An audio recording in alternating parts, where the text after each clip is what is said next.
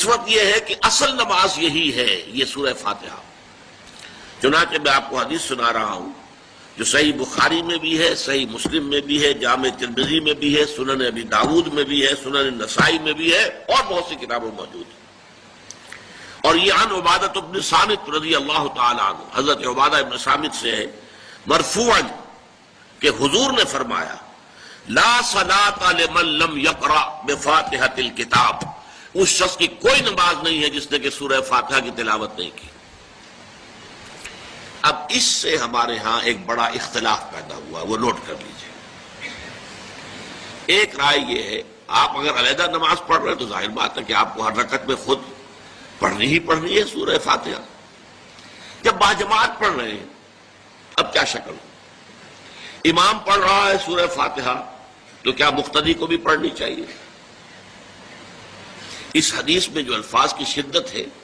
اس کی بنا پر رجحان یہ ہوتا ہے کہ یقیناً اس صورت میں ہر شخص کو لا صلاۃ لمن لم یقرأ بفاتحۃ الکتاب، جس نے کہ فاتحہ کی تلاوت نہیں کی، قرأت نہیں کی، اس کی کوئی نماز ہی نہیں۔ تو یہ موقف ہے امام شافعی کا، یہی مسلک ہے ہمارے اہل حدیث بھائیوں کا کہ آپ چاہے اکیلے نماز پڑھ رہے ہو، چاہے امام کے پیچھے پڑھ رہے ہو، اور چاہے امام جو ہے وہ جہری رکعت پڑھا رہا ہے اور چاہے سری رکعت پڑھا رہا ہے۔ خاموشی والی رکعت سورہ آپ کو معلوم ہے کہ نماز جو ظہر اور عصر کی ہے تو چاروں رکعتیں جو ہے وہ سری ہیں، مغرب کے اندر آ کر دو جہری ہیں ایک سری ہے، عشاء میں آ کر دو جہری ہیں دو سری ہیں، سورہ اور نماز فجر کے اندر دونوں جو ہیں وہ جہری ہیں۔ تو چاہے جہری ہو چاہے سری ہو، آپ کو بھی لازماً جو مقتدی ہے اسے بھی سورہ فاتحہ پڑھنی ہوگی۔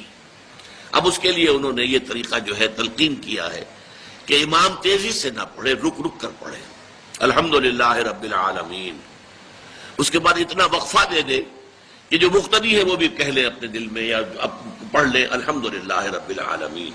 الرحمن الرحیم۔ تو یہ رک رک کر پڑھنا، خاص طور پر اگر آپ کو موقع ہوا ہو کسی اہل حدیث امام کی امامت میں نماز ادا کرنے کا تو آپ دیکھیں گے کہ بڑا فرق ہے۔ ہمارے جو حنفی امام الحمدللہ رب العالمین الرحمن الرحیم مالک یوم الدین ایاک نعبد و ایاک نستعین، چار آیتیں جو ہیں وہ بھی ایک ساتھ میں پڑھ جائیں گی، لیکن یہ کہ عام طور پر جو اہل حدیث حضرات ہیں وہ رک رک کر ٹھہر ٹھہر کر پڑھتے ہیں، ترتیل کے انداز میں پڑھتے ہیں۔ یا پھر دوسری شکل انہوں نے ایک اور کی ہے، یہ آپ سعودی عرب میں جب کبھی نماز پڑھیں گے اور آپ پڑھی ہو آپ نے تو وہاں آپ دیکھیں گے کہ امام جو ہے وہ سورہ فاتحہ پڑھنے کے بعد کوئی ایک منٹ جو ہے خاموش رہتا ہے تاکہ آپ اب جو مقتدی ہیں وہ اس وقفے میں وہ اب سورہ فاتحہ پڑھ لیں، پھر وہ قرات کرے گا، کوئی اور آیات اس نے شامل کرنی ہے تو بعد میں شروع کرے گا، درمیان میں وقفہ ہوگا۔ لیکن ایک مسلک یہ ہے، اور یہ مسلک جو ہے یہ در حقیقت قرآن مجید کی ایک آیت کے اوپر مبنی ہے۔ سورہ اعراف کے آخر میں فرمایا گیا وَإِذَا قُرِئَ الْقُرْآنُ فَاسْتَمِعُوا لَهُ وَأَنصِتُوا، جب قرآن پڑھا جا رہا ہو تو توجہ سے اسے سنو، خود خاموش رہو۔ اب یہ قرآن مجید کی آیت ہے، اس کے بنا پر ایک رائے یہ ہے کہ آپ امام کے پیچھے سورہ فاتحہ نہیں پڑھیں گے، پڑھا جا رہا ہے سنو اس کو، خود خاموش رہو۔ اور اس کے لیے وہ دلیل دیتے ہیں کہ یہ شکل ایک وفد کی سی ہے، جیسے کسی بڑی شخصیت کے پاس اگر آپ کا کوئی وفد جاتا ہے، 8-10 افراد ہیں، ان میں اسپوکس مین ایک ہوتا ہے، وہ بات کرتا ہے، باقی سب لوگ موجود رہتے ہیں، سنتے ہیں۔ اسی طریقے سے امام جو ہے وہ گویا کہ آپ کا نمائندہ ہے اور وہ پڑھ رہا ہے الحمدللہ رب العالمین الرحمن الرحیم مالک یوم الدین، تو امام کی قرات ہی آپ کی بھی قرات ہو گئی۔ گویا کہ اس آیت سے، اس حدیث سے اختلاف نہیں ہے، اس کی تعبیر سے اختلاف ہے کہ امام کا قرات کر لینا در حقیقت مقتدیوں کی طرف سے بھی قرات ہے۔ اس میں جو حنفی مسلک ہے وہ بہت سخت ہے، اور وہ یہ ہے کہ چاہے سری نماز ہو اور چاہے جہری ہو، ہر کسی بھی حالت میں مقتدی جو ہے وہ سورہ فاتحہ نہیں پڑھے گا۔ اب اس میں ذرا سا سوال پیدا ہوتا ہے کہ جہری رکعت میں تو اس آیت کا اطلاق ہو جائے گا کہ وَإِذَا قُرِئَ الْقُرْآنُ فَاسْتَمِعُوا لَهُ وَأَنصِتُوا، سری میں تو اس آیت کا اطلاق نہیں ہوتا۔ بہرحال یہ مسلک ہے امام شافعی کا، ایک انتہا پر ہے، ہر صورت میں سری ہو یا جہری ہو آپ کو پڑھنی ہی پڑھنی ہے۔ اور امام ابو حنیفہ دوسری انتہا پر ہیں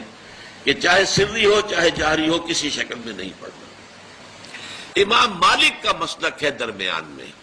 اور میں اس میں کوئی جھجک محسوس نہیں کرتا کہ میں آپ کے سامنے عرض کر دوں کہ میں اس پر عمل پیرا ہوں۔ وہ کیا ہے؟ جہری نماز میں خاموش رہو اور سنو۔ اس آیت کا اطلاق ہو جائے گا